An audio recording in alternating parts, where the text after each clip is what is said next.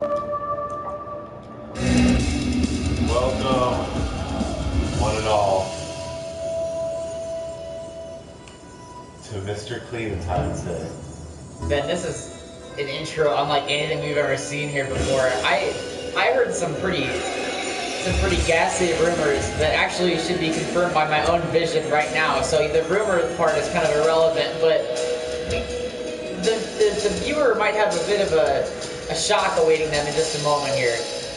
Yeah, the AHHW F Elementary School gymatorium is a much cleaner place right now. If you can see there, our champion went a little overboard. He came in by himself, stole keys, I'm assuming, because we don't just let anyone just like roam about the elementary school gymatorium whenever they want, even if they are the AHHW F men's champion. But he got in here somewhere and changed the entire arena to fit his liking. Which is just like the saddest metaphor for what's been going on in this company since the day he won that championship from Weird Al. Yeah, definitely hasn't been the embracing, loving champion that Weird Al was. As you can probably see on like the looks of all the AHHW universe out there in the crowd, not happy with the changes. Yeah, those extremely blurry faces behind Aloy and Zelda, they're very upset. I meant the original shot was going through the crowd, but... Well, here, we got something that our viewers might be excited about, Ben. This is the first ever AHHW Patreon pick match. That's right. Our loving pals that support the show on Patreon got to vote for the first time ever on a bonus match of the pay-per-view, and they voted for Aloy versus Zelda. Yeah, and this is, I gotta say, they picked a great match. This is gonna be a really fun one. Aloy, who we have seen a few times here in the second season. Zelda, not as much. Zelda maybe a bigger presence in season 1. But both will be here kicking off our show, to use the industry term, the hot opener, if you will, because this is going to be a fun way to start Mr. Cleanentine's Day. Oh, that Mr. Clean couldn't be bothered to make sure that stage doesn't start with HH instead of it just like comes in halfway through the word or the letters, I guess. But you know, I gotta say, as sparkling clean as the place admittedly is, it's also just like sterile and like, you know, like I want the old dirt back, you know? Yeah. Wrestling shouldn't be too clean. There's not enough texture. Yeah. Aloy leaving footprints on the way down the ramp from her dirty boots. Yeah, doing a lot of mountain climbing, a lot of you know, off-road trekking, and not the type of competitor that maybe Mr. Clean would like to see here starting off the show. the very first, I'm like, it's time to unveil my new arena. What are you doing? Take him off at the door. She didn't even wipe her feet on the apron. Mr. Clean actually has little booties that you put on. Luckily for Aloy and all of us, he's probably distracted getting ready for his first title defense here tonight in our main event. He's got a steel cage and Weird Al and Trunks to worry about. As much as he is a clean freak, I don't think he can afford to be concerned at this very moment about Aloy's boots. But someone who might have to contend with Aloy's boots, our next competitor is Zelda. Yes. Princess of Hyrule, leader of many, many people. I'm not sure what the population of Hyrule is. But you know, I gotta confess that I'm not either. But, you know, a proven competitor, and, you know, be excited to see him here in the ring. Yeah. Very round ears. Have not noticed that until this very moment. Not that it's relevant, but it's right there. Yeah, well, that's that wrestling ear. That's, you know? Someone's got cauliflower ear. Wild Hop saying we need a new superstar, Oscar the Grouch in his trash can. Can you imagine then the sheer power behind a tag team of Oscar the Grouch and our friend the Trash Man? Oh yeah, and taking on Mr. Clean at that. Yeah. Wow, Aloy just opened the match with Weird Al's finishing maneuver, the Codebreaker, and then kicked Zelda in the face, and Zelda looks like unconscious already. So not the best start for the... I wonder if Aloy maybe letting her allegiance show here on our main event. Yeah. Aloy's giving a little like, you know, who I'm rooting for tonight. I always like when our AHHW competitors do that. There was a lot of support for Crash Bandicoot with people like Squirtle using the remaster to show support while Crash was locking that Goku with RGM Fraser Crane. So I like that we have a supportive roster here. Like, they're competitors, but like they got each other's backs sometimes. Father Brian pushing these two apart. They're going right back at it. Both of them trying to show that of the two people that received the most votes on our Patreon, that they're the superior one. Yeah, a lot of shows of strength here to start things out. I'll say this too, Ben, and I don't mean this as a slight to either one of these fine wrestlers. I was shocked that these two received as many votes as they did over the likes of people that are way more established in the division. So it's kind of cool, it's kind of fresh to have some new faces in the mix chosen by our loving fans. Well, I think that's what they had working for them, is that we haven't gotten to see them that much. So I think all the fans there, you know, patreon.com/alienhappyhour, we're trying to have their voices be heard saying, you know what, these are some people we'd like to see some more of. Yeah, and it's a good way for both these two to bounce back after they both came up short in the women's Money in the Bank ladder match qualifiers, I believe both of them competed and did not make it past the qualifiers. Big power on Airway, that could be it. That was not it at all. I was very wrong. Zelda came out at 1, but then missed that clothesline. He's getting hooked up for something real nasty here. Ooh. What would you call that maneuver there? Like a package? That... So, like, power? It was almost like a fisherman's Michinoku driver. I bet there's a more specific name for it than that, but that's the best I can give you right now. Aloy just taking that shot to the throat before charging back in. Big knee sending her into the buckles. This arena is distracting. We gotta do something about this. Mr. Clean cannot just like have his way like this, because my eyes hurt. Yeah, well, and it's hard to see actually, but all our ropes and all our aprons on the outside actually covered in plastic to make sure that they don't get dirty in these matches. You know, just the man takes everything too far, Ben. Absolutely everything. He knows no normalcy. Well, he's going to have to take it too far here in the main event. A steel cage match against Trunks and Weird Al. I mean, you're going to have to go past your limit in a match like that. Zelda showing some fire for basically the first time this match, that big discus clothesline. Here we go. Ben, I'm not as familiar with Aloy's career up to this point. So we got like Zelda, who's like a princess, and like basically like runs an entire country. What's Aloy's deal? Well, I struggle to tell you Aloy's deal without spoiling the game that maybe people haven't played. Without spoiling the indie career of Aloy in Canada. But I will say that Aloy is incredibly experienced in all different aspects of combat. You know, mainly able to you know, stalk a competitor, really look for weaknesses and exploit them. That's like Aloy's main thing. We've been seeing that here tonight, and she is really fucking bringing it to Zelda. And that could be it for Hyrule Royalty. Ooh, no, not quite. Still in this. I was just kind of wondering if we had like a Princess and the Pauper kind of deal here, where like, I mean, I don't know Aloy's you could say that. background. You could say that. Oh, Zelda looking like she lost a little bit of strength there, just stumbling. Yeah, maybe, uh-oh, here we go. Quick schoolboy from Aloy. And yet, not enough. Yeah, trying to trick Zelda, making it look like she's setting up for a move, but then going for that schoolboy roll up there. Now raking the back. Kick to the gut. This has been all Aloy.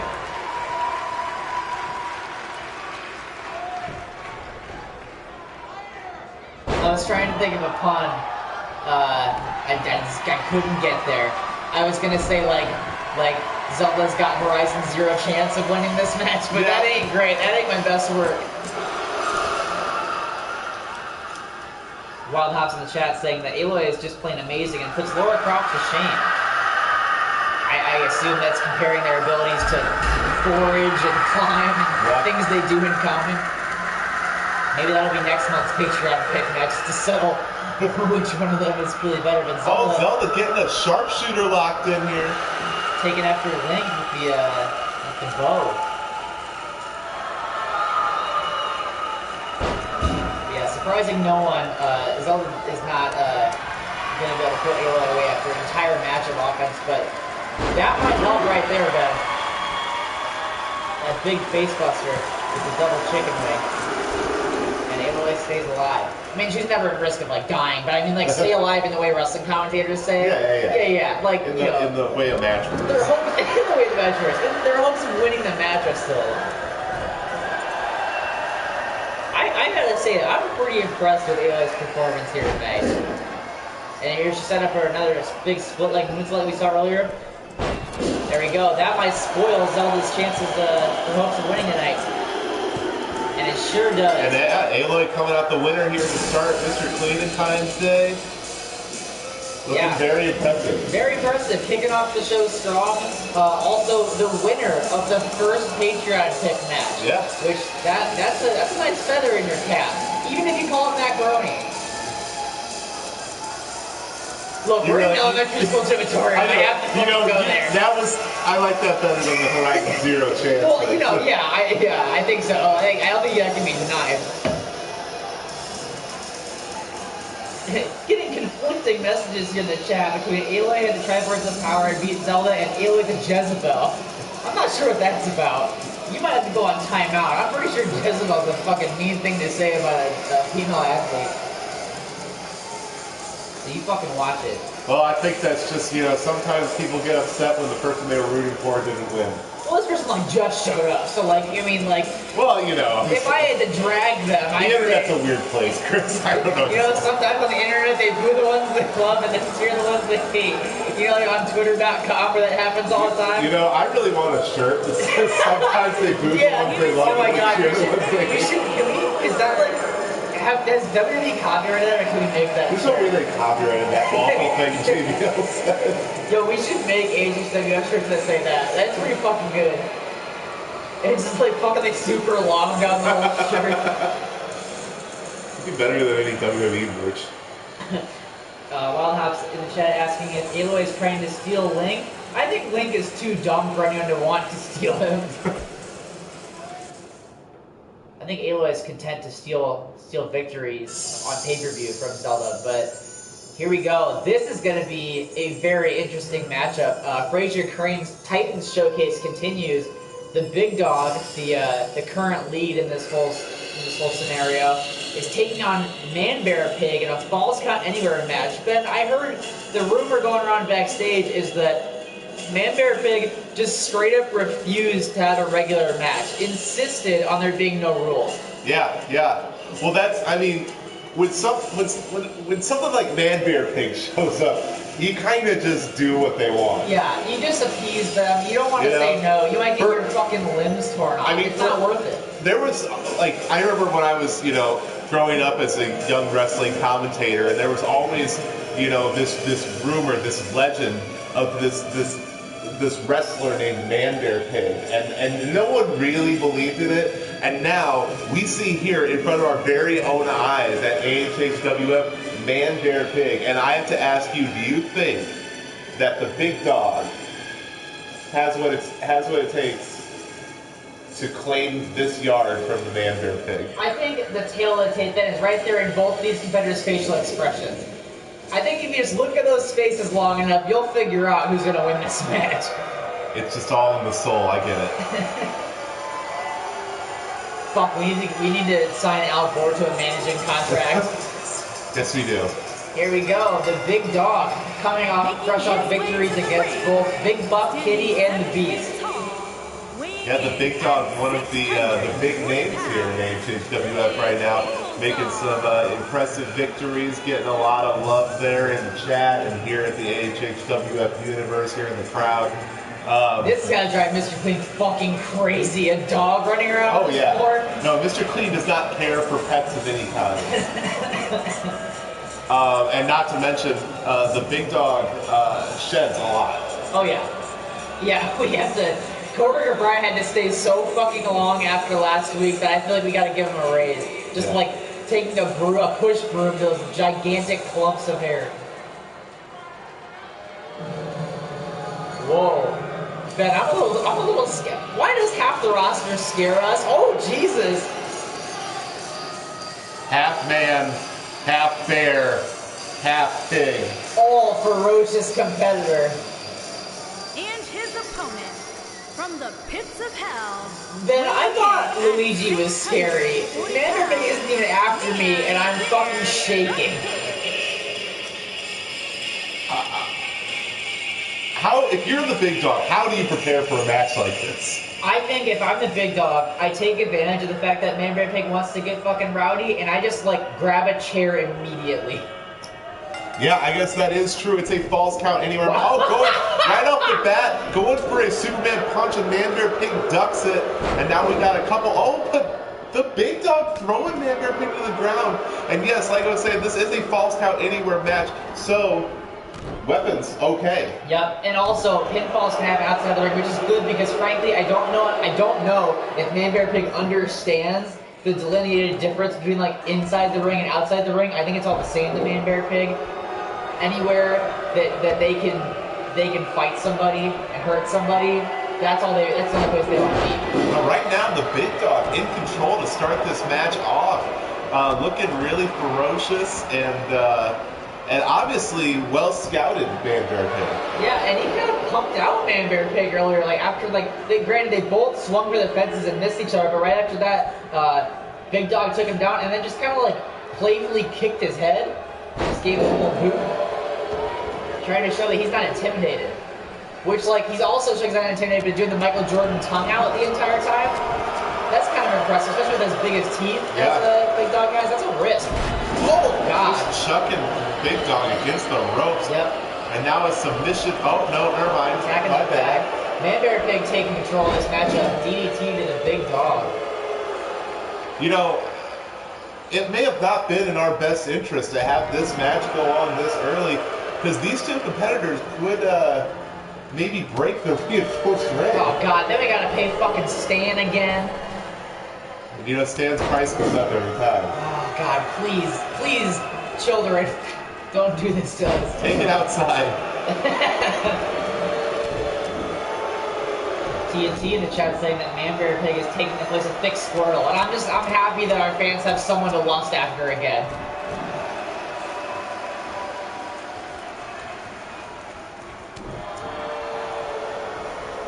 Man Bear Pig reversing that Irish Whip, putting Big Dog in the corner. Ben, I've heard it said before that no one puts Big Dog in the corner, but that's just looking to be patently false. Yeah, well, I mean, and that's what normally you would see maybe referee Brian coming up and breaking something like that up if someone was in the corner, but not in a falls count anywhere match like this. There are, I mean, essentially no rules. Yeah, Father Brian's kind of useless. Not like in general, just like right now. Yeah.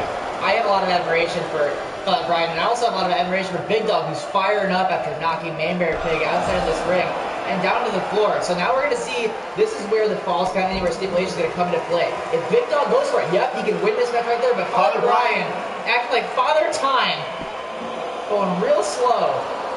That could have been a 3 count if Brian had gotten over there quicker. But look at how these two competitors are so intimidated that Father Brian, after counting the pin, ran away to get further distance from them. Doesn't want to be anywhere near these two when they're trying to get after each other, which is smart. Big Dog put out a small package, surprising for a competitor of his size. Yeah, I wonder if that small package came from BarkBox or something, you know? Missed the Superman punch, but does deliver a big headbutt, sending Man Bear Pig crawling to the ropes. Man Bear Pig just swatted aside Big Dog's Superman punch, Ben. And this does not look like a good place to be. Big Dog able to fight out of it. If we were using the transitive property, Big Dog, like, knocked the shit out of the Beast, who, like, spent last year destroying our roster with a Superman punch, and then Man Bear Pig just swatted it away with his hand. How strong is this Man Bear Pig thing? Yeah, I mean, it's going to take the Big Dog outsmarting Man Bear Pig, I think, when it all comes down to it.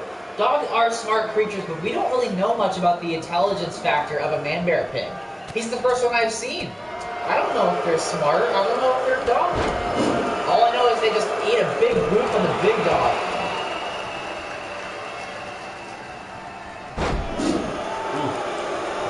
Getting thrown into the mat there. And showing off some surprising, like, technical acumen. But not not enough. Big Dog showing a little bit of wear and tear on that arm, shaking it out though. Coming back with the European uppercut, and finally connects with that big Superman punch. This could be it. Not enough. The Big Dog beside himself. Yeah, I mean that's usually enough to beat everyone he's encountered so far in this company. Big STO. Ben, what happens to Big Dog's tail once the bell is rung? Well, see, Big Dog is actually a special breed of dog that, when in danger, can retract its tail. Ah. Is that like a kind of like no fear message? Like, you know, dogs sometimes they're said to like tuck their tails between their legs, but he just like takes his clean off. Yeah.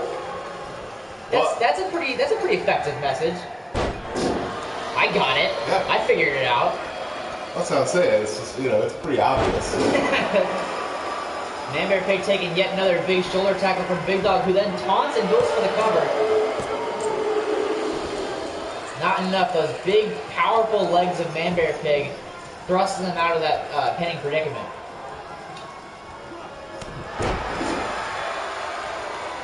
This is a knockdown, drag-out brawl between these two titans, and here we go. The Big Dog setting up for the other strongest move in his arsenal. Spear! That big spear. And normally I'd be worried about Man Bear Pig being so close to the ropes, but it does not matter in this matchup. Rope breaks are Tell not him the thing too, tonight. Big Dog not even able to go for a cover after that spear. Man Bear Pig right back up. It's going to take a lot to keep Man Bear Pig down. Man Bear Pig breaking out of the net breaker, delivery going of his own.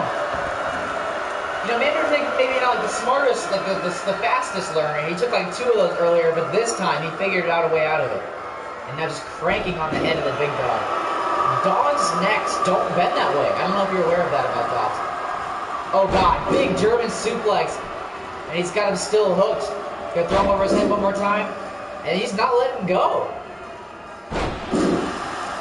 Dropping the Big Dog on those upper shoulders. The trio of suplexes. And now just grabbing the head and teeing off with that big right hand. Man Bear Pig setting up himself here. Here we go. That looks like this might be an inconvenient truth for the Big Dog, man. And Man Bear Pig defeats the Big Dog, showing it's his yard now. You don't kick out of the inconvenient truth. You absolutely don't. And Man Bear Pig is now the top dog in the Fraser Korean Titans showcase. Yeah. And I mean, so all right, we've seen what Big Dog is capable of. Yeah. Big Dog taking down multiple very impressive competitors, and Man Bear Pig puts him away with one move. Yeah, that's true. That's a great point. He survived the Superman punch and the spear, and then hit his inconvenient truth just one time, and that was all Big Dog could take. All I know is, like, we gotta, like, seriously keep our eyes out on this guy. Not even just in the way of, like, that's a superstar to watch, but also, like, we don't know what he will do. Yeah. We don't know if he can be contained. Like, if he wanted to throw my car, there's nothing I can physically do to stop him. I can't even incentivize him not to do it. I don't know if he will listen to English. Yeah, I am not even sure what his contract stipulations are, to be honest. Does our contract have any power over this creature? I certainly hope so. Well, our next match here, definitely a marquee matchup between the AHHW F Overruled champion Luigi taking on the competitor and winner of last week's Over the Top Rope Battle Royale, Mermaid. I'm very excited to see if what TNT is saying in the chat is correct, that the legend Mermaid Man will indeed win one for the Gipper. I think this has been a great treat for wrestling fans to see this absolute icon in this industry come back, lace up the slippers one last time, and go for some gold here, or some purple rather, purple and silver. But to go for a title after having been away for a while. Obviously, Mermaid's had an illustrious career, but this is the first time stepping into the ring in 2019 and going for a championship. And I think it's like, win, lose, or draw, it's really respectable for someone his age I believe we said 137 last week. Yep. That I don't want to go to like physically like strenuous things now at 27. Can you imagine having the guts to show up like this at Mermaid Man age? But you know what? That just shows like there's a fire inside this Mermaid Man that will not go out. Yeah, well, and obviously having a bit of a having some help in his corner, obviously with his spry young ward barnacle boy, who you would assume is going to try to mitigate the fact of Mario being in Luigi's corner. Yeah, both competitors here tonight brought their own backup, which is smart. I think Luigi especially has learned a valuable lasting lesson from the Mario Bros. Feud with the Teenage Mutant Ninja Turtles. Or they knows always to bring his brother out with him. Yeah.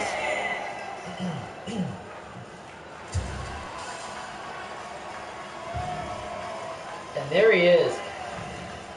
Bona fide, without a doubt, future Hall of Famer. Oh, yeah. Like I'm surprised he's not already in the Hall of Fame. The moment he hangs up his utility belt, he's a first ballot AHHW F Hall of Famer. Which, now that I say that, we should establish the AHHW F Hall of Fame. It was built for this man. Yeah. Speaking of built, look at the size. At that age, to be that fucking yoked still. Well, Mermaid Man actually works out 8 days a week, so it's, It shows. Look at the size of those arms. And just utter confidence, taking his time, flexing for the fans. The fans here in the gymatorium and the fans at home all excited to see a legend here at Mr. Cleanentine today. And I don't mean to besmirch Mermaid Man, nothing but respect. But like, there's probably also an element to some of these fans, like, we don't know, this might be the last time we get to see this fucking legend compete. Yeah. But speaking of competition, he's got a rough night's work ahead of him because he's taking on our Overruled champion, Luigi. And I know if there's one thing I can tell you about Luigi is that he's not going to take pity on the senior citizen.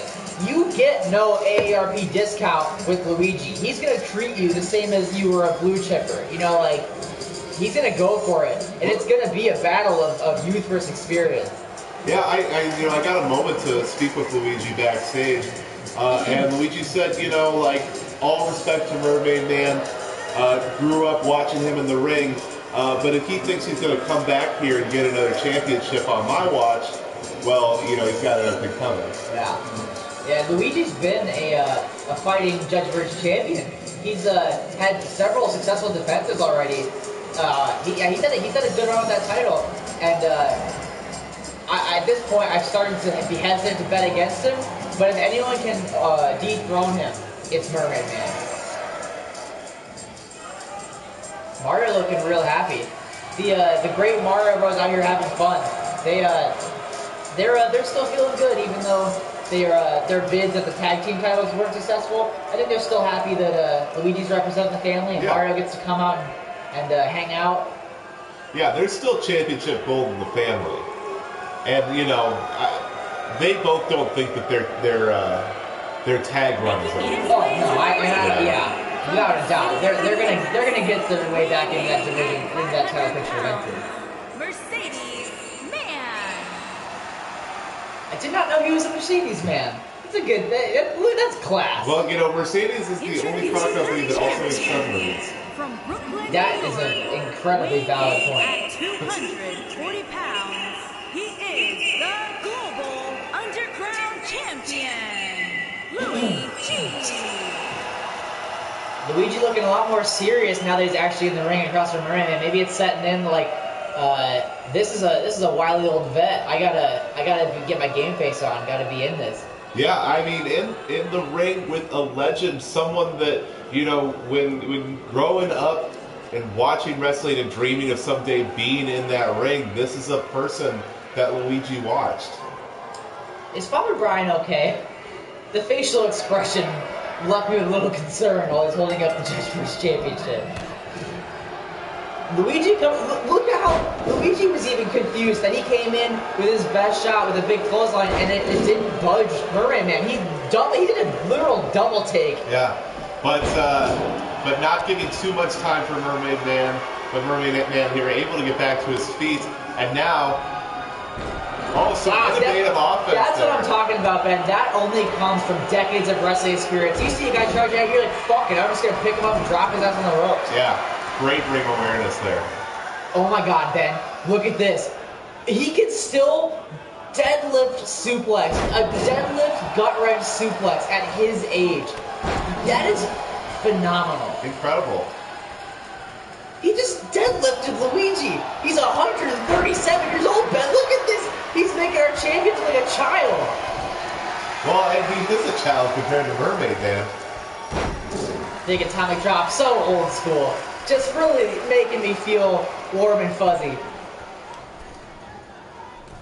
This, however, a little bit newer. Mermaid Man going for a top rope butterfly suplex. Holy shit, Ben, he is ready to become the Overruled champion. Look at, he is feeling himself. Is there another title run in Mermaid Man's future? He's already got, okay, never mind. Mario causing a distraction, Luigi taking advantage.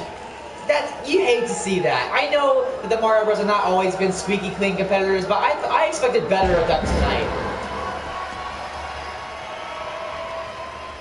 Luigi taking advantage of Mario's distraction with a rope hung hangman's neckbreaker, going for the cover after that cheap tactic.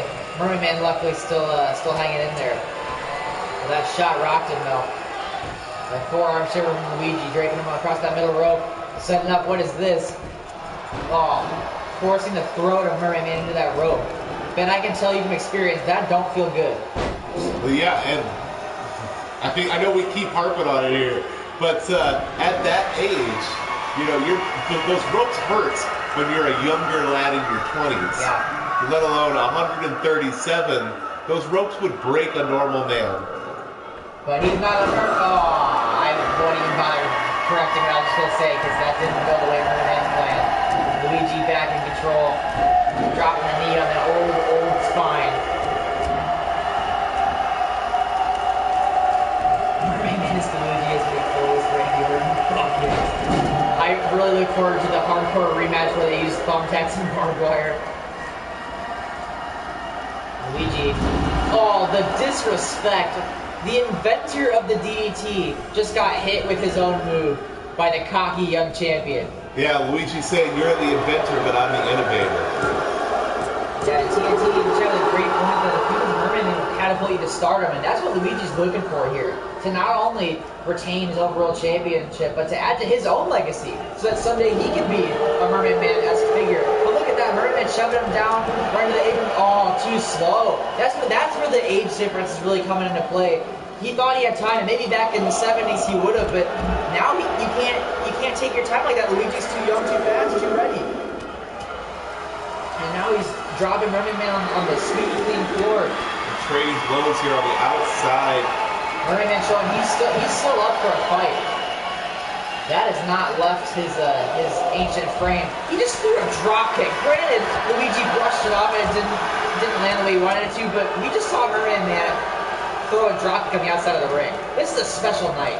Luigi also lashing out at Father Brian. What's he upset about? Luigi's having some behavior issues tonight, Bev. We might have to slap our champion a little fine. I mean, I think Luigi shook. I mean, wouldn't you be if you were in the ring with Mermaid Man? Speaking of shook, that's going to shake up all the innards of fucking Mermaid Man. That's a nasty Goomba stuff on the top rope, and that could be all. Can the legend kick out? Wow, I could have sworn that was a freak out. Yeah, I'm pretty sure that I heard the hand slap the mat. Mermaid Man just in the nick of time. Luigi setting up, big pop-up drop kick. Barnacle Boy, you know, to his credit, not getting involved the way Mario has. Just out there looking upset, but still clapping, cheering on Mermaid Man. But that's not enough. That pop-up drop kick ended up taking out Mermaid Man. Luigi looks like saying some choice words to Mermaid Man after the pin. Rubbing it in the legend's face that he just beat him and kept his title.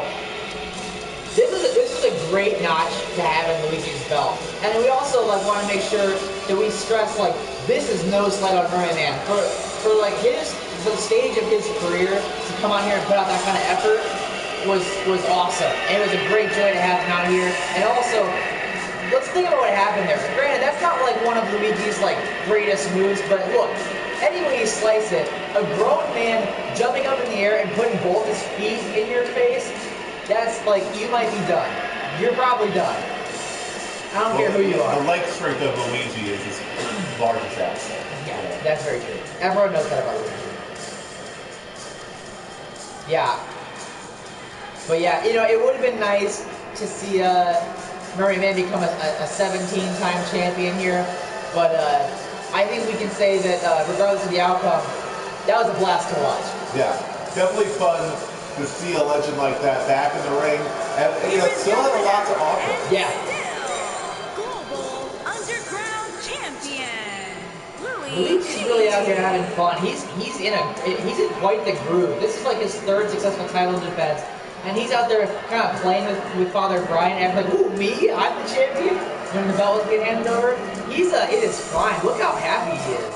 Yeah, definitely an amazing run right now for Luigi. Luigi took the old seahorse behind the shed and pulled the trigger. Well, speaking of people that I hope pull the trigger tonight, this is going to be huge. The hardcore rematch for the losing Big Hardcore Championship, the defending champion Wario against the Scooby Snack, Gentleman Shaggy Rogers. Ben, I have not been able to stop thinking about this rematch since it was announced. We need justice here tonight. Yes, yeah. I mean, I really, really, really hope Shaggy can win this one and win this title back. But I just don't know. I mean, Wario has shown something unbelievable, and I know he cheated to win that first match or whatever. But this is now, we're back to our normal hardcore rules. Yeah. And anything goes. And in a match where anything goes, I wouldn't want to be in there with Wario. That's true. Wario is kind of like a double duty threat in that his physical body is incredibly powerful and opposing, but also he might be the very wiliest competitor on this roster. He has already figured out, since the moment he got here, every time he's out there, a way to figure out how to put himself in the best possible position using his brain. Whether that was getting under Shaggy's skin with kind of like a smear campaign, or whether it was taking Batman's chloroform and using that in a match's advantage. But here we go, the former champion, the keeper of all our hearts here in AHHW F, Shaggy. And while your point is correct, Ben, that I would never want to be in a hardcore match with Wario, Shaggy is still undefeated in hardcore matches. You could argue the only reason that Wario beat him was that he took Shaggy out of his element and used a lot of low-down, dirty psychological tricks in addition to the physical triggers using sleeping gas. But Shaggy's never lost in a hardcore match, and like this is back in his element now. We're back in his house. Yeah. Granted, the house is cleaner than usual, but it's his house. This is the house Shaggy built. Well, yeah, I mean, he is the champ that went in the camp, but I mean, I guess he just seems to get that belt back. And Shaggy looks like he's not worried. He's not gonna let the previous loss get in his head. I think it helps a lot to have Batman come out and say, look, you didn't really lose.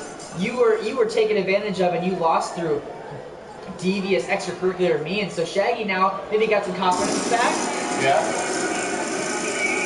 And there he is, that absolute monster that is carrying our hardcore championship. Just gets dropped out of a helicopter right before he walks down the ramp every time, which is kind of a flex. Gotta hand it to him. I hate how much I have to hand to Wario. The only thing I want to hand him is an ass whooping, but I have to give a lot of credit where it's due, because it's due quite frequently.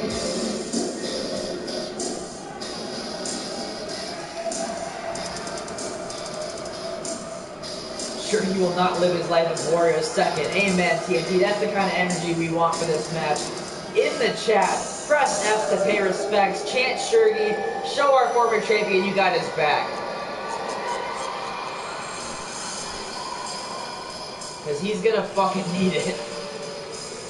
Ben, this could get out of control real quick if I'm not mistaken, this is the first time these two have wrestled twice before, and it's been an intense showdown each time. But this is the first time there are no rules. It could get really out of hand here tonight. Yeah, and I wouldn't expect anything less, especially considering the two people that we have here in the ring. Introducing the challenger. Shaggy feeling himself right now. This is good to see. This is a really good sign for Shaggy fans. You want him in this zone. You want him to go to that other place. Look at the gentleman. Look at the gentleman. He's ready to get back on that horse, that hardcore horse. And I for one can't wait. Wario though looking nonplussed as well. He's not worried about Shaggy any more than Shaggy's worried about him. That's fucking true.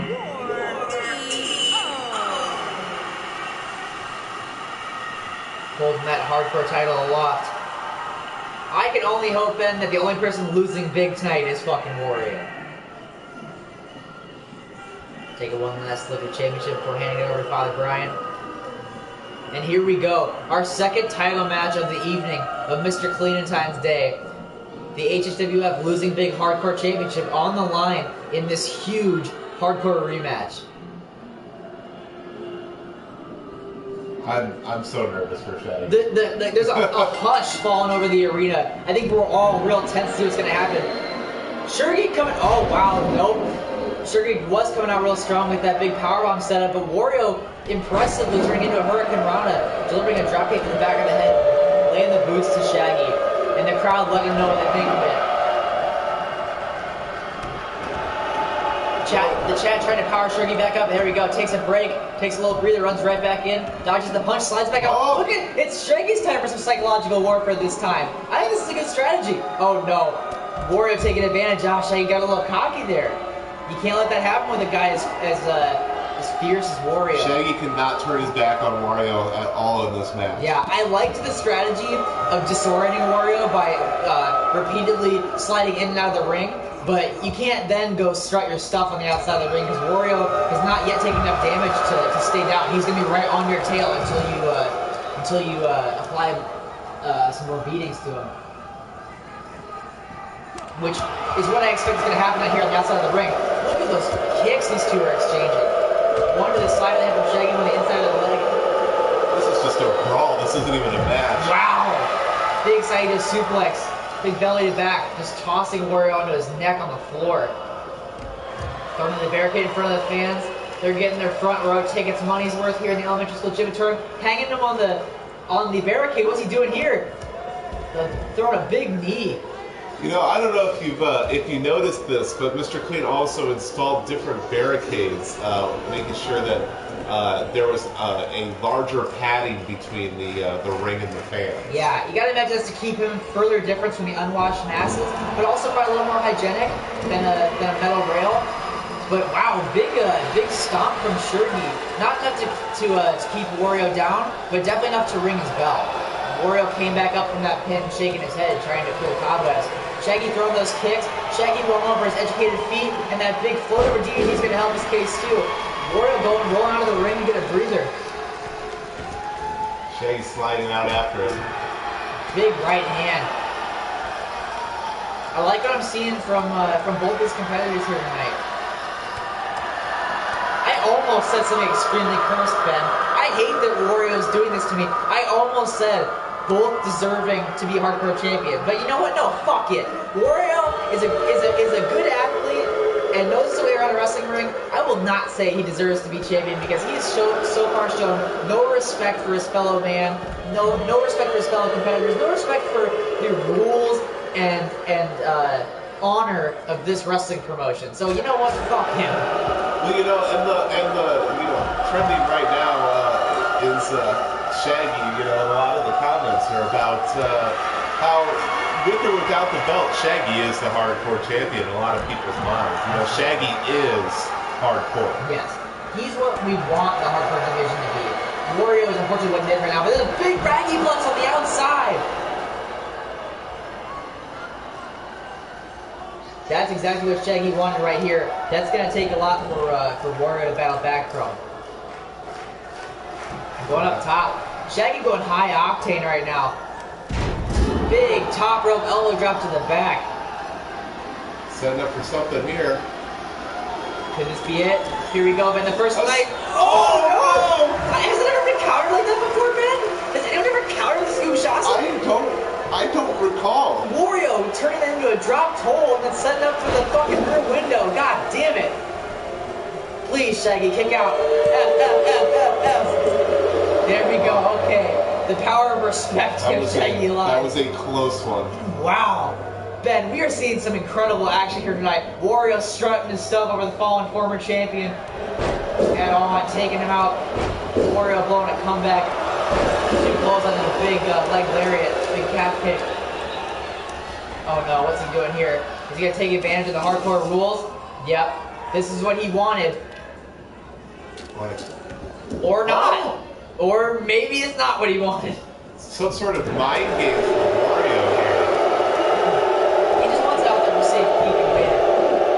I'm sure he's got something nasty and nefarious planned for that Singapore cane. Oh no, bonsai drop. Wario beat Batman with that just last week, but he's not going for the cover. He wants to keep damaging and hurting our former champion.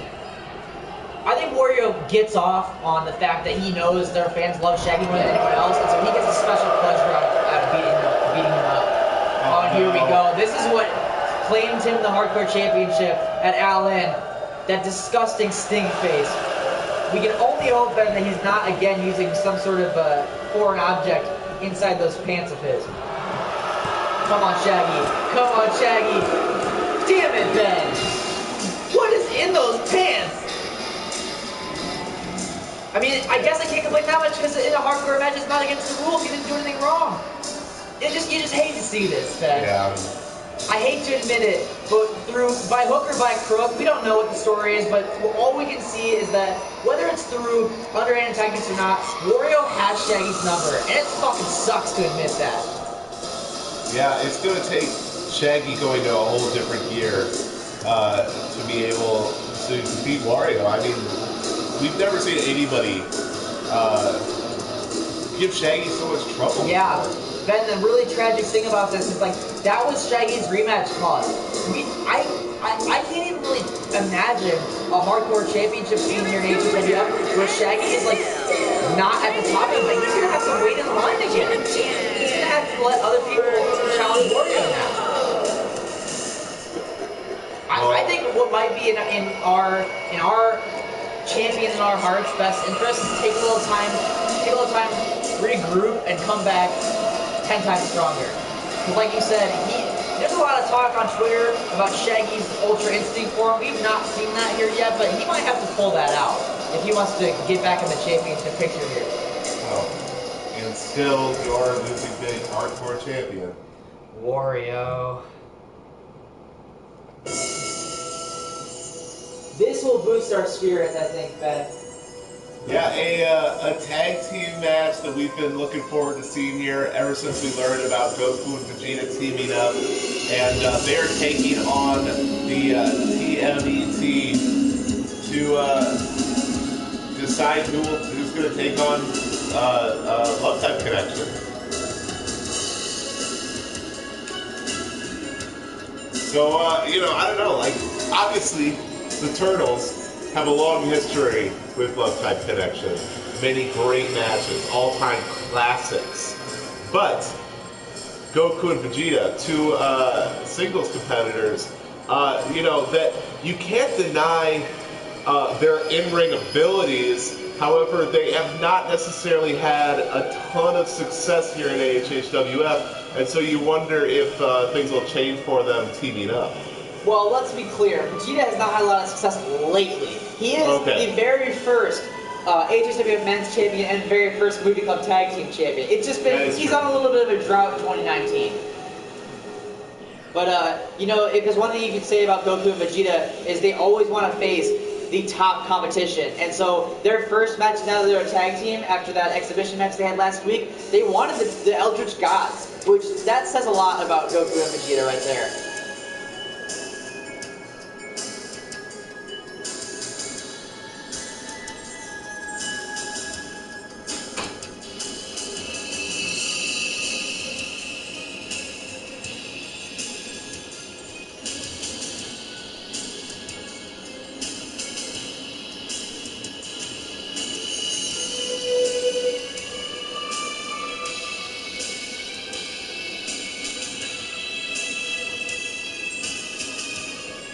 Hops, Judy is up, I believe after this match. Judy is defending her title. So don't worry.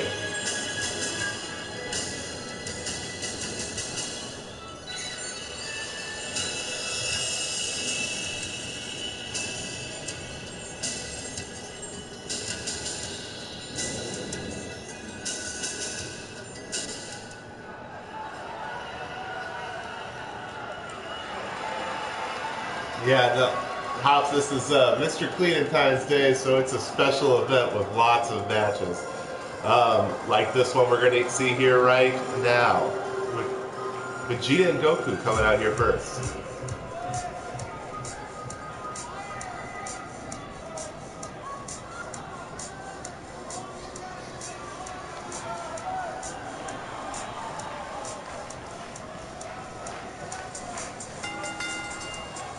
On the way to the ring, at a combined weight of 408 pounds, Ghoul, Q, and Vegeta, the Golden Truth.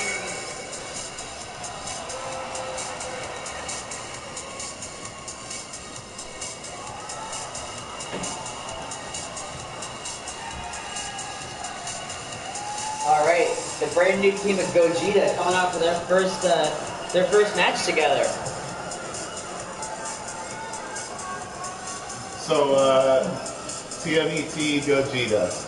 Yeah. In the grand tradition of AHHW F, who you got? Who I got? Ben, everyone who knows me knows that I think I might actually just die on the spot if I didn't root for the Dragon Ball Z superstars. I'm going Goku and Vegeta. I have the utmost... You're contractually obligated to. Yeah, I had the utmost faith in my Dragon Ball boys. And also, it's worth noting, I'm gonna put this out there, they have experience fighting gods. They have fought the God of Destruction, Lord Beerus. Granted, neither of them won, but it's not their first time, is all I'm saying. Oh, this is different music cueing us to the thing I think we forgot to mention, Ben, but the Teenage Mutant Eldritch Girls are mixing up their lineup tonight. They're taking the two that usually accompany the other two from the bench, and they're moving them to the front line. Michaelangelo and Raphael are taking over tonight for Leonardo and Donatello. Yeah, well, and I was told that Mikey felt he needed some more upbeat music if he was going to come out and challenge it. So, and he certainly got it. Looking for this. Because, you know, as far as pizza goes, Mikey's been down since day one. So. Oh, man. What's really, like, alarming to me, Ben, is that, like, even though we're away from, like, the creepy, slow-paced entrance, like, this is still intimidating as fuck. Michaelangelo rolling down the music to what to him is just, like, fun rap music, because he's the party animal of the turtles, but, like, I'm still really scared. I would not fight this turtle. Definitely get a very impressive entrance. Yeah. None of our champions don't even have entrances. Right. Yeah. Well, when you're a god. Yeah, that is true. The god of partying. You can summon fire from the sky whenever you want. And here we go. This is what we're used to hearing from the Teenage Mutant Ninja Turtles. Raphael going the more traditional route. These two are so interesting, Ben. You have to look out for them in multiple ways. Like, Michaelangelo, this is all a fucking game to him. Like, he's out here to have fun. I don't even know if he realizes the depths of his strength as an Eldritch God, or maybe that's what makes it so fun for him. But Raphael is like this unbridled source of aggression. Like, he's just like the embodiment of violence. When he comes out with his brother, which we'll probably see here in a minute, we frequently see him just swinging his arms around. Like, he doesn't care who he hits, he just has to do it. And like, we know what to expect from Leonardo and Donatello. We've watched them in action quite a bit. They are incredibly, they're big threats on their own. We don't necessarily know what to make of the two more wild card members of this god family. Yeah, I don't know. If you're Gogeta, I'm not sure how you scout this. maybe you just have to do it on the fly and you know, just kind of. I feel like there's going to be a lot of, you know, in the corner discussions between Gogeta, you know, figuring out like, all right, so I think we're going to have to go this route with it, you know, we're going to have to audible this way.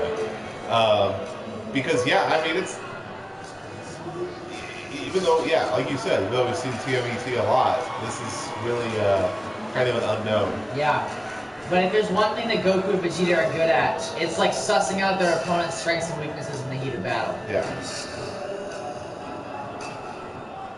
TNT, why do you think Garfield would be joining the TMET? There's what I'm talking about there, Ben. That's Raphael showing that he's kind of a little unhinged.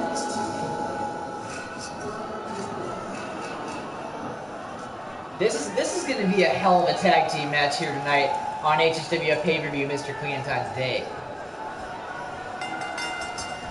This is honestly kind of a dream match. And it's starting off with a big hurricane run from Mikey. Goku getting up, firing back. Nice calf kick from Goku. Vegeta collabing for Goku. You do not see that very often.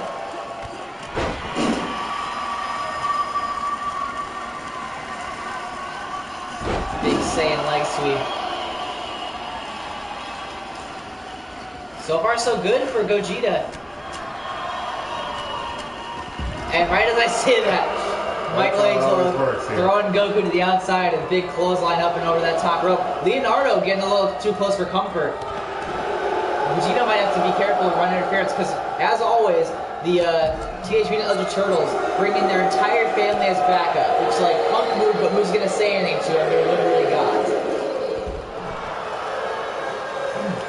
It's a good thing, Ben, that it's Saiyans have such durable bodies because Goku has now taken an Eye of the Hurricane and a Hurricane Rana on that clean floor, and a second one.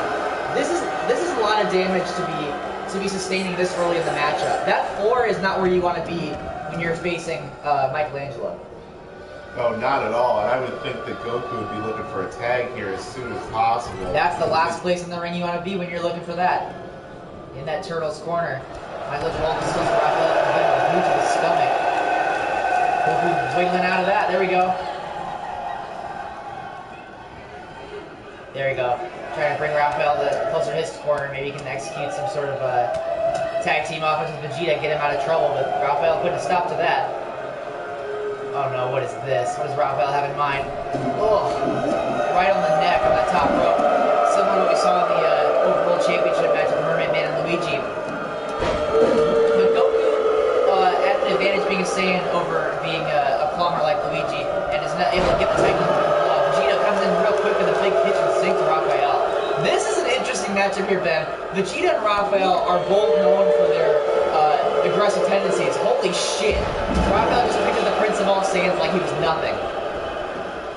Tossing around like a dead body.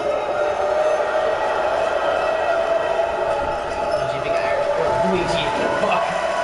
Vegeta with a big Irish reversal and a big boot in the corner. Oh, apparently Garfield's team of the Ninja Turtles in a comic. So maybe there's some precedent there. Well, that's a comic. This is real life.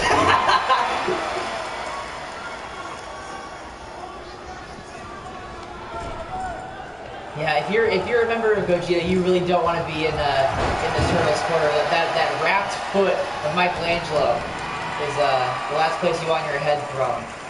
Then you asked who I had. Who do you got in the great tradition of AHWF? Well, I find it hard to root, or not to root against, I guess, but to bet against the gods, yeah, the TMET.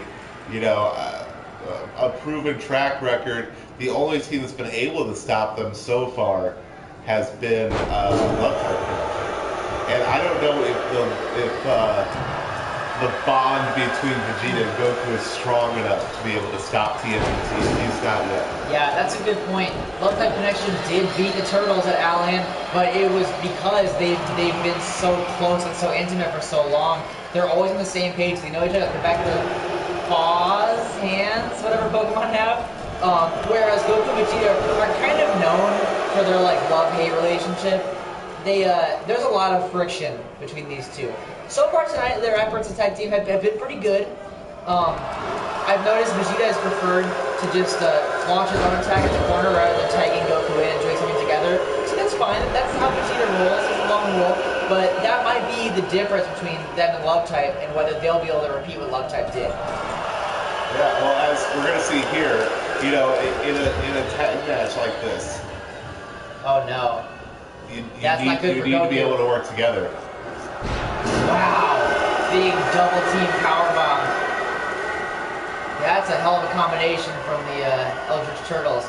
Michaelangelo and Raphael have been clearly proving that they are just as competent in the ring as Leonardo and Donatello.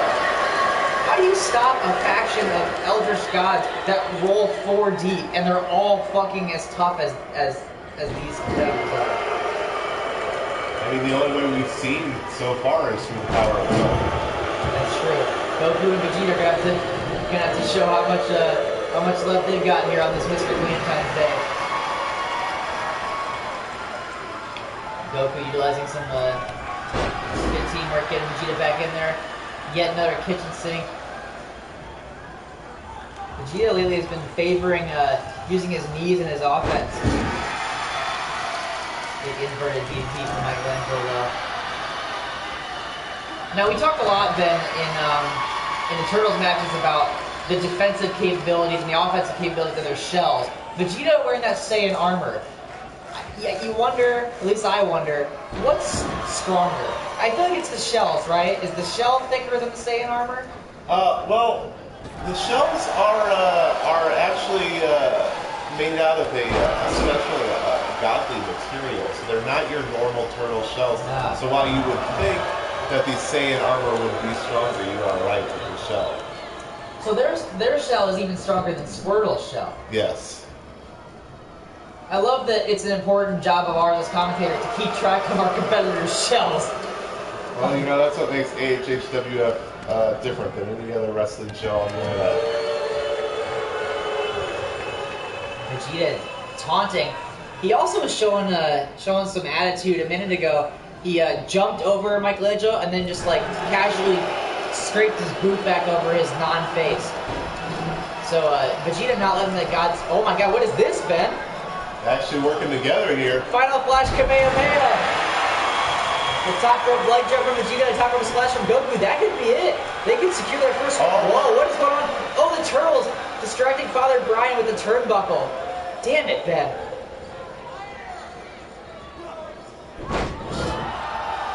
Michaelangelo favoring that Hurricane Rana tonight. That's the 4th one.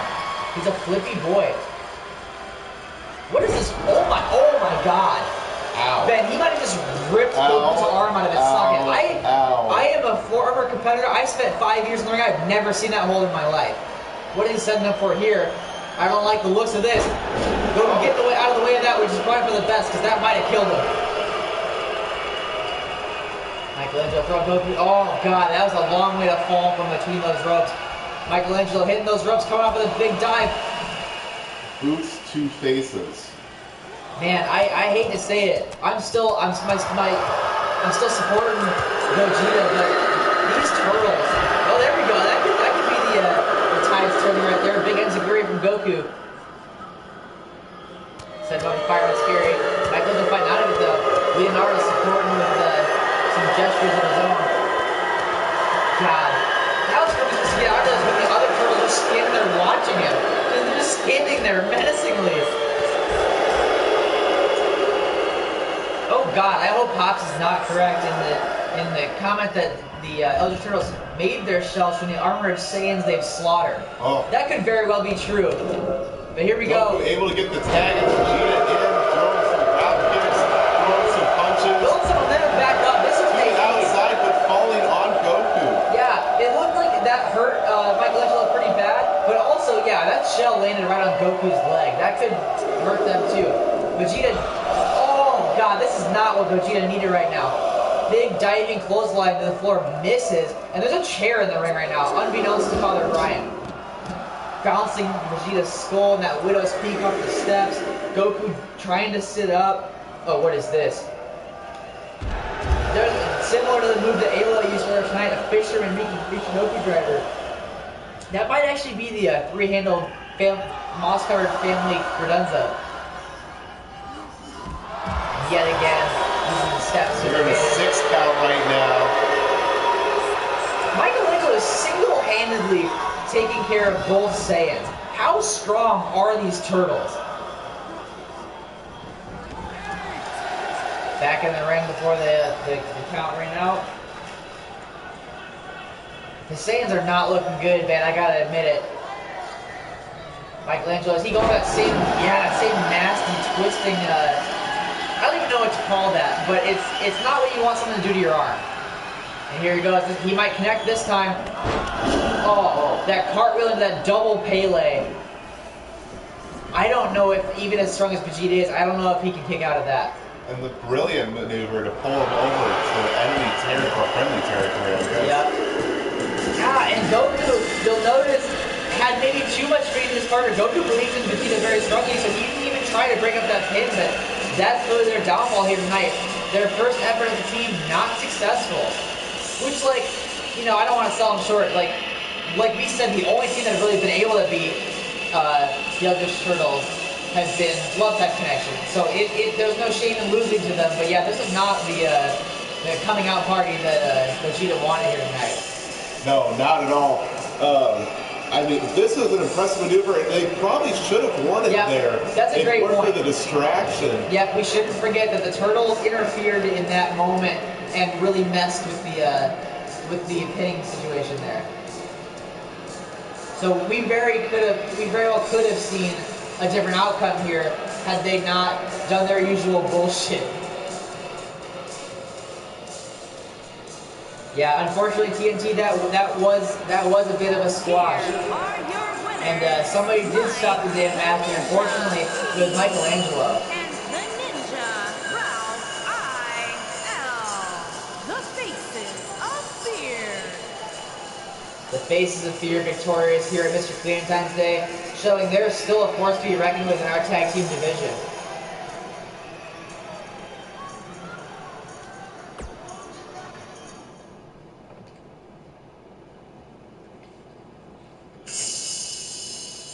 And here we go, a match that I know our viewers have been looking forward to for quite a while, because it's been almost I think it's been about a month since we've seen our champion Judy Hopps in action. Yeah, it has been a while, but Judy has been staying fresh. Judy's been in a lot of matches, just not on TV, but you know, been keeping up the ability, keeping up the strength. And you know, got to talk to Judy earlier and said that she is more than ready to take on Elastigirl tonight. Excited for the challenge, but knows that she's going to lead the champion. Yeah, and it's a unique night for Elastigirl. Because on the one hand, she's obviously stoked to be getting a chance to challenge for the AHHW Women's Championship here tonight on a big stage. But at the same time, I feel like she's a little confused about the way she got here. Because if you remember, Ben, last week on AHHW F, Elastigirl was in a number one contendership match with Samus because they both had performances in the Money in the Bank ladder match at Allen that impressed Judy Hopps. So our champion was like, sure, like you two stood out, like have a match, and like the winner will face me. But Elastigirl didn't really beat Samus. It was that Shigo, the Money in the Bank holder, made her presence known and DDT'd Elastigirl, which disqualified Samus. So Elastigirl is our number one contender and is challenging for the gold tonight, but not really through anything that she did on her own. So that's kind of a weird spot to be in as a wrestler. Well, and so I would assume that Shigo's thinking here is that Elastigirl is an easier person to beat for the title than Samus is. That's a great point. I hadn't even thought about that. I've been hung on the fact that I think Shigo and Samus were old rivals in the days of the Women's Tag Team Championship Tournament. And so I thought it might be some kind of old grudge, but I think you might be right. That might be the actual motivation behind Shigo's actions last week. Also, Ben, I'm a little wary. You know, at an elementary school, you often do roll call, and that's no different for our roster of fighters. But Shigo did not say here. We don't know where Shigo is, and I think that is something to keep an eye on when that's a person who's already unpredictable as is, but now has a contract for a title match whenever she wants.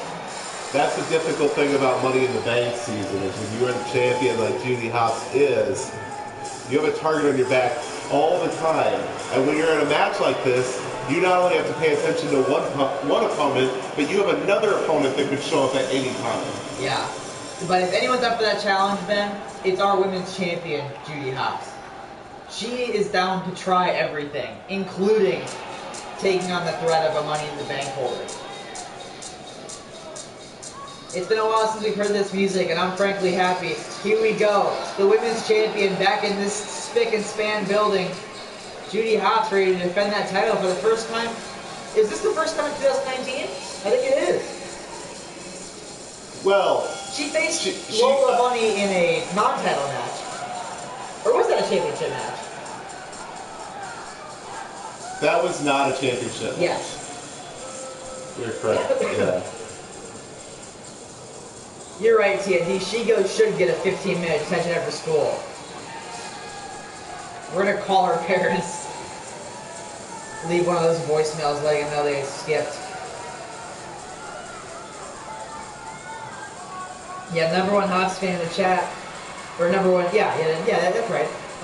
Saying this is Judy's first title defense of the year, so it'll be good to see her back in championship action. She's looking happy to be back. Pretty sure gives you a referral. Here we go. That's what's on the line right here tonight. The esteemed women's championship. So far tonight, Ben, none of our championships have changed hands. So Judy Hopps is going to try to keep that streak going. Yeah, is that going to change in one of our last two matches? That's actually pretty. Honestly, that's pretty rare for our pay-per-view events. Most times, like, we see a handful of title changes by this point in the card. Yeah. International Women's Heavyweight Champion. So yeah, these two top title matches are going to be interesting for sure. Anything could happen here tonight with both the women's and men's championships.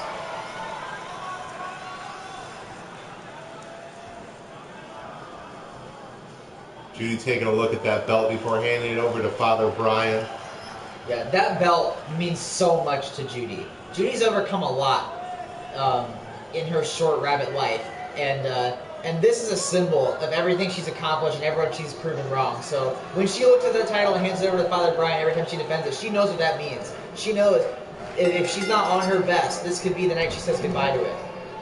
Well, and obviously going up against, a competitor that has shown us a lot recently, Elastigirl, looking to get back into the ring after taking a bit of a hiatus, looking to show that they can still fight and looking to get a title and show that they can be a champion, that they can be the face of this company. Yeah. And as odd of a situation as it is about the circumstances of this match, if there's one thing Elastigirl is known for, it's being flexible. That was good one. Thank you. Both these athletes from the Disney camp up in Canada, that's a powerhouse of a wrestling school, Ben. Disney is well known for its ranks that have come out of its school, and these are two of its top students. Yeah, well, Judy, the first rabbit to graduate from the Disney Family Dungeon. That's a good point. I should refer to them as graduates, not students, huh? Yeah, the Disney Family Dungeon is quite intense. You hear some hellish stories out of there. Mickey Mouse, I've heard, will spit in the faces of people and then stretch them with submission holds. It's not for the faint of heart. But, that kind of training is what got Judy Hopps to this point. Yep, that's what produces the kind of caliber wrestlers that we have here in AHHWF, so I'm thankful for it. Which is easy to say because I don't got to do it. Yeah, it's easy to say that when you don't have to be in that situation. I'm scared of the Michael Mouse. Elastigirl putting on a good showing here so far. Laying those heels to our champion. Setting up big flipping neck breaker.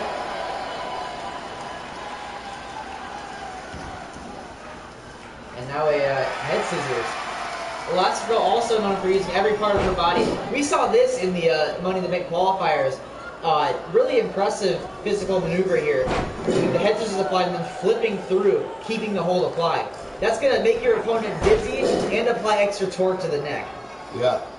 Cutting off the air and then the slam, it's like there's just not a chance to try and catch your breath and regain anything, you know? Yeah, that's a multifaceted offensive maneuver. That's honestly, you don't learn that anywhere but the Disney Dungeon. Wow! Oh, look at that! Oh my God! Judy showing that hopping ability there to get those feet up and grab Elastigirl, throw her to the ground. Yeah, look at that Dikembe Mutombo finger wag, not to be outdone as Judy Hops.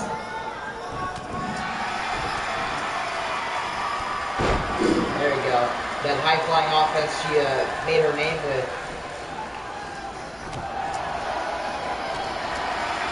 Then, as I'm often want to do, I'm going to review the equipment here. Judy Hops, bulletproof vest. Elastigirl, super suit designed by Edna Mode. Which one's stronger? Well, I don't know how much of the super suit is designed to block punches and kicks as much as it is designed to move with Elastigirl's flexible body, you know. But I will say that the bulletproof vest really only helps from punches to the chest. You know, anything else on the body, it's not going to help. That's true. The fans are giving these two competitors a "This is awesome" chant after Judy Hops launched Elastigirl into the air and then caught her in an armbar.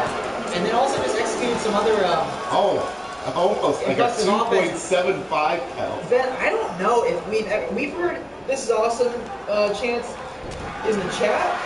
That might be the first time two of our superstars have earned the "This is awesome" chant in the building. It's the first time I can remember hearing one. You don't hear that often, that's for sure. Our fans they have discerning taste. Yes. They're not just going to chant willy-nilly for everything. You're not going to have any fight forevers here in this gymatorium. We have very cultured, smart fans that definitely shout. Elastigirl coming back on a real big comeback. And a spear. That is one of her biggest moves in her arsenal. So she can net her Elastigirl going on with the championship. Judy Hops staying alive. Judy Hops is nothing if not perseverant. Is that a word? Yes. Okay, great. It is now. Elastigirl going back to the well with the head scissors. This time using an elbow to the crown of the head. So that right there tells the story of this match. It's getting more aggressive as they go. Before it was a lot of like exchanging of like aggressive holds, and now it's a little bit more like Judy was single leg Zootopia crab here. Elastigirl using the boost firing out of that. His powerful legs, useful right there. Big knee didn't get all this. Oh my God, Judy, no! Judy inadvertently taking out Brian. Yeah, really impressive springboard kick, but hit the wrong person. You know, anything goes for this stretch. I don't know if either one of these competitors will take advantage of that. Yeah, I think these two are both too noble for that. It's an unfortunate accident that our women's champion just kicked the shit out of the head of our senior referee. But like, they're not gonna take advantage of that. They're gonna cheat. Yeah, Father back into his speed. We're all good. You know, it's smart of Father Brian to not hold that against Judy. You know, to go, I understand that was inadvertent, no DQ kind of situation. Yeah, our refs unfortunately have to be pretty patient here. Yeah. This kind of happens a lot. Yeah, Father Brian, you know, he's been a referee for a long time. He knows the game. He knows he's got to charge that shit. Big flying clothesline from our champion. Raising the fist in the air, trying to get the fans behind her. And here we go. This is what I was talking about earlier, Ben. Look at how aggressive Judy's being. We don't normally see this out of her. She knows how tough Elastigirl is and how tough it's going to be to beat her. You're going to need more than that, though. Yeah, you can't shoot with kid gloves. This is a fucking superhero we're talking about. She beat the mole man guy or whatever. Look at these kicks. Just the thud you can hear in the arena. Yeah. Oh my God! Those hops, kicks, And Elastigirl down on the ropes, but managing to get to their feet, block, no. Getting out of the double stomp, and then picking up the big slingshot. Dropping on the ropes. Or sorry, a big stun gun. This is where Elastigirl needs to be in this match right now. This is a good position. Oh, big twisting. I don't even know what to call that. Not enough, and Judy's getting frustrated. Judy's like known for being positive and upbeat, but you know, can get rattled on occasion, which I think we saw with that miscommunication with the kick on Father Brian. Big chop from Elastigirl. Look at the lasting damage. Look at Judy just going down now, you know. Let's go to the front. Oh, damn. That's incredible from Elastigirl. That could be it. Judy Hopps surviving the other biggest move in Elastigirl's arsenal. This is, yeah. And look at that, showing off. You know, yeah, it's very evident at this point that she deserves to be here. Whether, like, regardless of how that number of Thundership match went, she's hanging with our champion. Yeah, looking really impressive here. And I mean, this match alone is main event caliber, and we have another match after this one. TNT put me to shame by correctly assessing the corkscrew elbow. Nicely done. And the second was big wheelbarrow face buster from Elastigirl. That's a kind of a Kentucky hustle for hustle. And a spear. There's that big spear. That's the one and only from her. Here we go, don't recover. Oh no. This could be a bet. Oh my God, Judy Hopps. The intestinal fortitude of this rabbit. The never give up attitude. I mean, I just love it. Yeah, I'm proud of our women's champion. I always have been, I always will be. Elastigirl powering up. Judy got her in the corner. Yeah, I think Judy's realizing like, I gotta get real serious. I gotta put this away, or else I might get beat here. This is a competitor I don't want to play with. Those Hopps kicks again. And last time she delivered that final roundhouse to the head, Elastigirl just slumped head first on the ropes. I don't know how you can take a second round of that. This could be a pinning situation.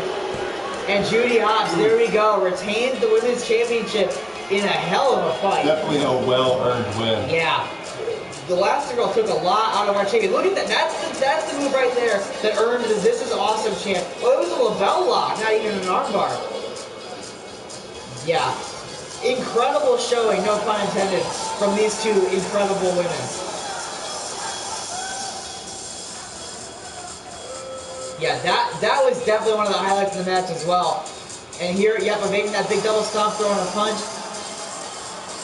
Yeah, Elastigirl definitely showing that like she belongs in the upper echelon of the women's division, but didn't get the win, but she definitely leave here holding her head high. Yeah.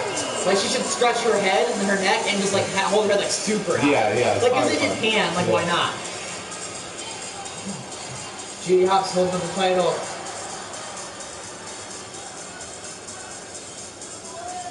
Roundhouse kicks, that's good. Block the bunny barn. And then valid question in the chat: will she go run in? Judy Hopps doesn't seem concerned, and it looks like we're gonna get through this night with Judy's win unscathed, which like, whew, that's good. And here we are, Ben, the main event of Mr. Cleanentine's Day. I cannot wait for this. A steel cage match. We saw an amazing showcase between these three wrestlers last month in the main event of Outland. That was a match for the ages. I'm gonna remember that match until the day I fucking die. Till the day I like shake loose this mortal coil. I'll remember the main event of Outland. But tonight it's the same lineup, but we're in a steel cage. How barbaric, how wild is this gonna get? Yeah, and obviously this is Weird Al's rematch. And you know, Trunks was the one that took the pin the last time around. But Trunks may be my favorite in this match to come away the victor. How do you figure? I just think, I mean, Trunks is just continually, every time I've seen him out here, he's gotten better. And he's gotten better and better, and he's gotten better competing against main event talent. you know, of Weird Al and Mr. Clean. And I think that both of them are maybe more focused on each other. Yeah, that's true. Than they are on Trunks. And I think Trunks could surprise in this one. Yeah. I'm gonna go with Weird Al, just off of he was our champion for almost a calendar year, and he's getting his worst enemy locked inside a cage with him. I think Weird Al is gonna be unbridled here tonight, and we're gonna see the best we've ever seen out of him. But there are two factors in this rematch that are making things different from the match in LA, and they're both gonna be very important. Number one, the obvious one, the addition of a steel cage. They're not going to be able to run away from each other, and they'll have an added weapon to use against each other. That steel cage is unforgiving, and I don't imagine for a second that we won't have some faces thrown into it. And correct me if I'm wrong, is the official ruling of this match from Fraser Crane that you must escape the cage to win. That's a whole nother ballgame. You're not going for a pinfall or submission, you are trying to get out of that cage and have both feet touch the floor before anyone else.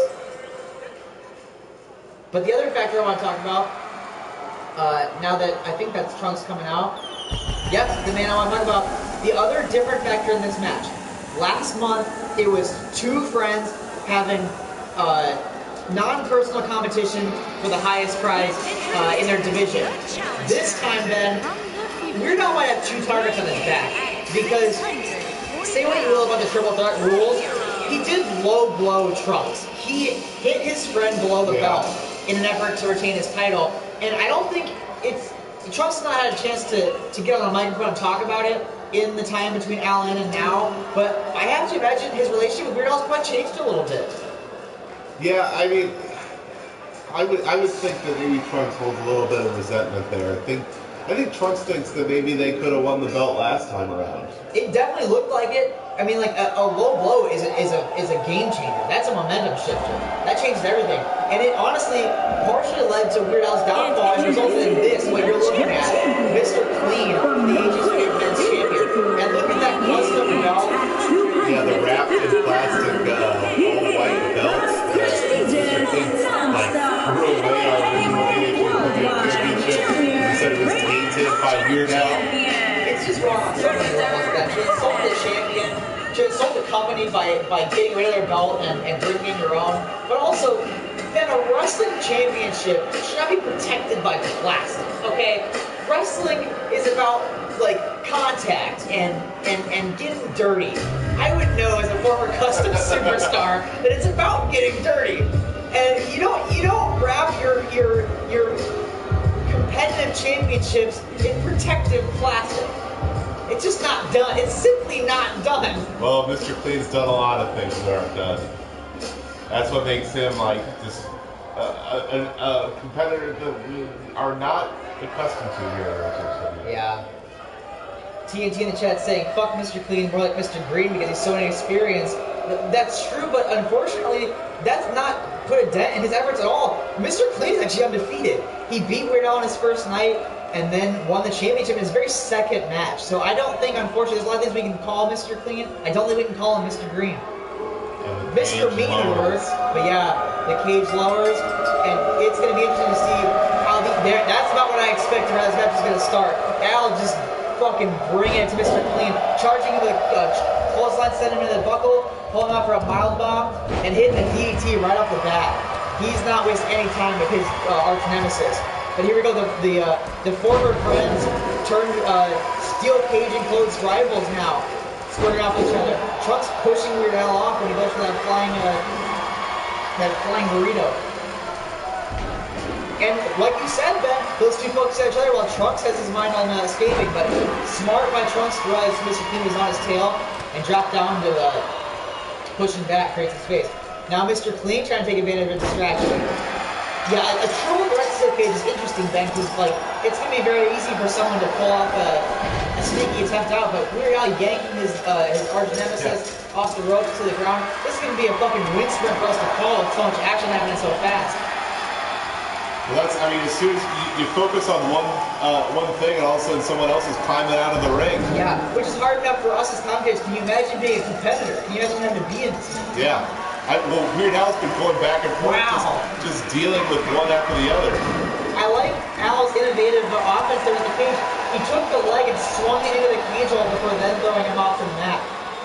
Al's never been in none of these men have been in a cage match before, but so far all showing different elements of how they're feeling at home in it already.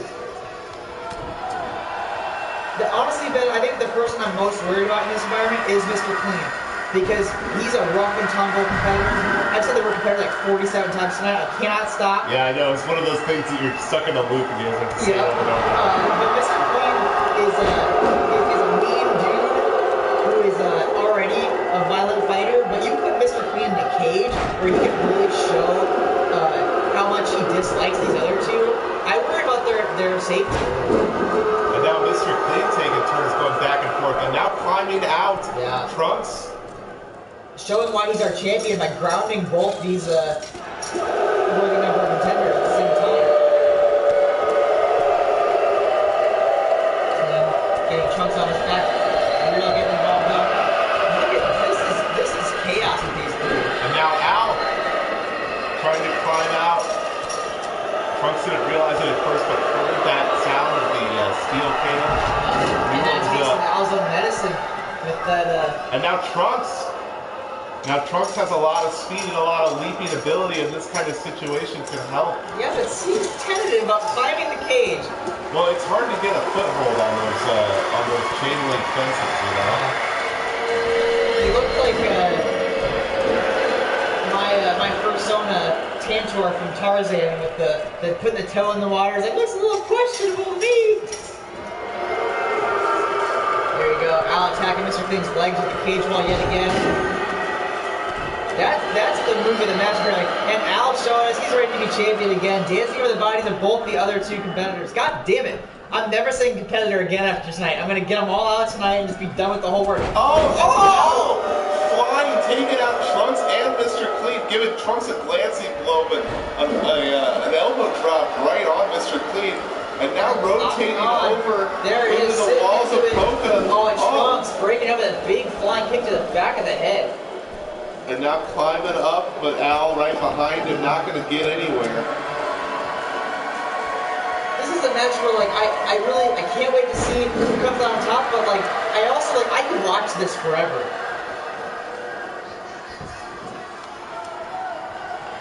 Weird Al setting up on Trunks, but Mr. Clean also getting his feet. Oh! Yeah, quick advantage.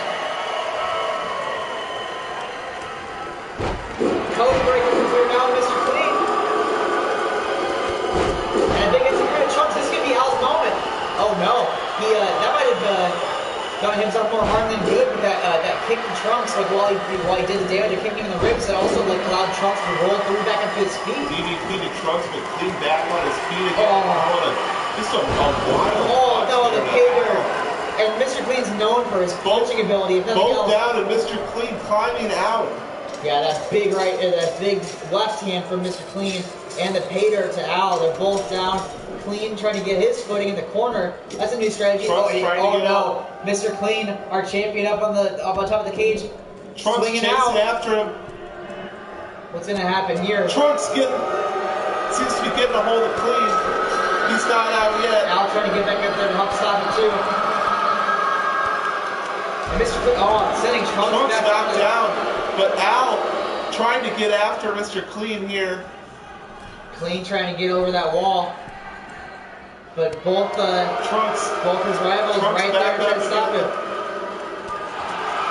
We're up.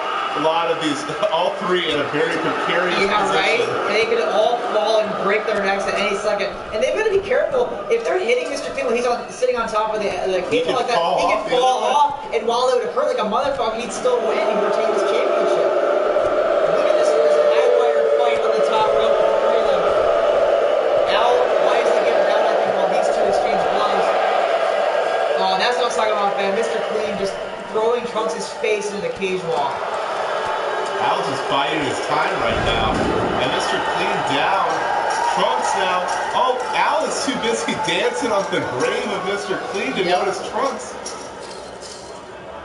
He's got an eye on Trunks, but can he get up there fast enough? Trunks is already on his way out. Oh, was that another low blow? The placement of that punch looked suspect. I think higher our former champion. I think he needs to aim higher if he wants me to be able to correctly distinguish where he's hitting him. And now Trunks alone up there, but Mr. Clean taking chase. But Trunks look dangling. Oh, that's what I'm talking about. Look at Trunks fell flat on that wall. Like one wrong move and he could have just turned over and rolled out like I used to do on my bunk bed. Falling off the top of that cage is a really difficult way to win a championship. Yeah.